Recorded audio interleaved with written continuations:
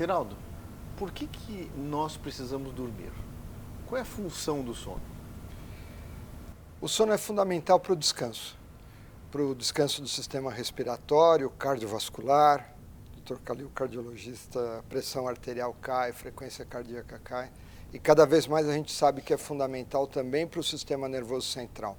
É o momento de drenagem das toxinas que se acumulam no cérebro ao longo do dia, fixação de memória, harmonização do corpo, hormônios são secretados. Basta a gente ficar uma noite sem dormir que a gente percebe quanto é fundamental o sono. Então, esse sono agitado ou não conseguir dormir, você já falou.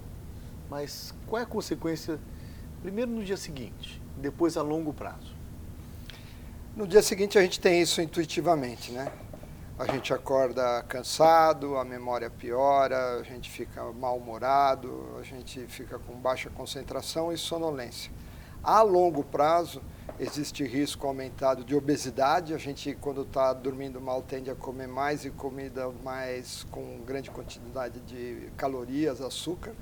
A gente pode ter problema gastrointestinal, problema de memória, risco maior de depressão e risco aumentado de doença cardiovascular, hipertensão, arritmia cardíaca e acidente vascular cerebral e infarto agudo do miocárdio.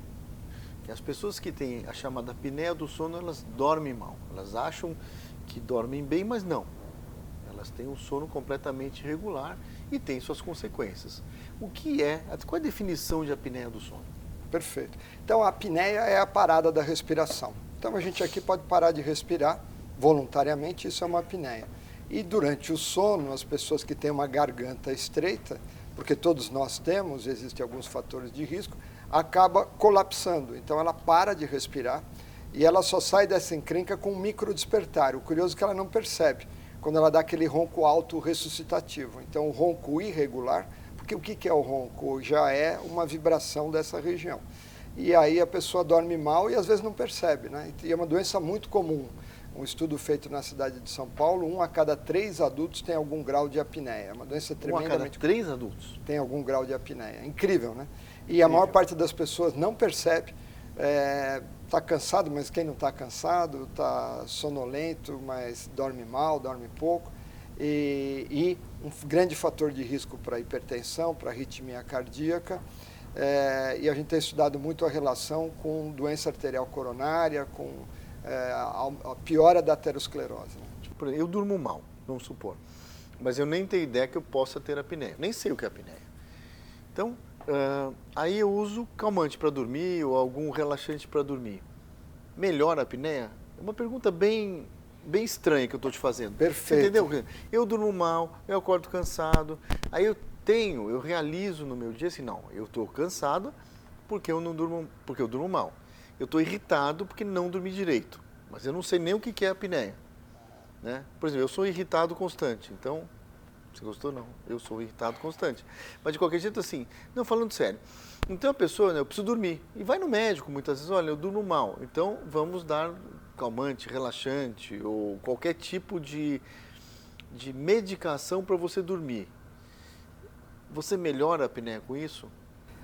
A maior parte das vezes piora, né? Porque você relaxa... Então você acorda mais cansado. E você não percebe, às vezes acorda talvez um pouco melhor, mas a apneia do sono continua te consumindo, porque cada vez que você tem um desses engasgos, vamos chamar a apneia de engasgo, você acorda. Não que te leve à consciência, mas é aquele sono de manhã que é um sono não reparador, não nutritivo. Então tem muita gente que eu consigo dormir às vezes mais, mas não me satisfaz o sono. Falando em horas de sono, né? Varia muito de pessoa a pessoa, né? Por exemplo, tem pessoas que dormem, 1 da manhã e acordam 7 da manhã e que sentem bem durante o dia. Tem outras pessoas que têm que dormir 8 horas ou 10 horas, que seja. Né? Qual é o ideal para o ser humano dormir? Quantas horas o homem tem que dormir de uma maneira científica, estamos falando? Perfeito. Tem número de horas? Sim. Existe, em primeiro lugar, uma variabilidade muito grande em relação à faixa etária. Por exemplo, o bebê fica 18 horas dormindo. A criança dorme 10, 12, 14 horas. O adolescente precisa dormir muito, esses são os mais arriscados a ter restrição de horas de sono. O adulto, na média, precisa dormir pelo menos 6 horas. Tem gente que são os dormidores longos, que precisam 7, 8, 9 horas, e tem gente que precisa de menos do que 6 horas. Mas, nos estudos epidemiológicos, dormir menos do que 6 horas, em geral, está associado a hipertensão, arritmia, obesidade. Então, de uma forma geral, dormir pelo menos 6 horas. E o melhor parâmetro é ver se, por exemplo, no final de semana, te dá a oportunidade de dormir mais. Se você está dormindo mais de 1 hora do que durante a semana, significa que você está restrito de sono. Porque o certo seria você dormir mais ou menos igual.